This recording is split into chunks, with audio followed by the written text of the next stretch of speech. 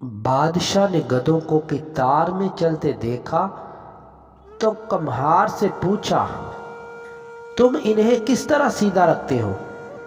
کمہار نے جواب دیا کہ جو بھی گدھا لائن توڑتا ہے میں اسے سزا دیتا ہوں، بس اسی خوف سے یہ سب سیدھے چلتے ہیں۔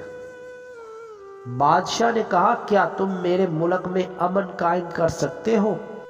کمہار نے حامی بھر لی۔ شہر آئے تو بادشاہ نے اسے منصب دیا۔ کمہار کے سامنے ایک چوری کا مقدمہ لایا گیا۔ کمہار نے فیصلہ سنایا کہ چور کے ہاتھ کاٹ دو۔ جلاد نے وزیر کی طرف دیکھا اور کمہار کے کان میں بولا کہ جناب، یہ وزیر صاحب کا خاص آدمی ہے۔ کمہار نے دوبارہ کہا کہ چور کے ہاتھ کاٹ دو۔ اس کے بعد خود وزیر نے کمہار کے کان میں سرگوشی کی کہ جناب تھوڑا خیال کریں، یہ اپنا آدمی ہے۔ کمہار بولا، چور کے ہاتھ اور وزیر کی زبان بھی کاٹ دو۔ کمہار کے صرف ایک فیصلے کے بعد پورے ملک میں امن قائم ہو گیا۔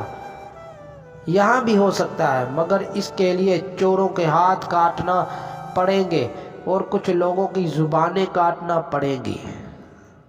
تو دوستو، اگر ویڈیو اچھی لگے تو لائک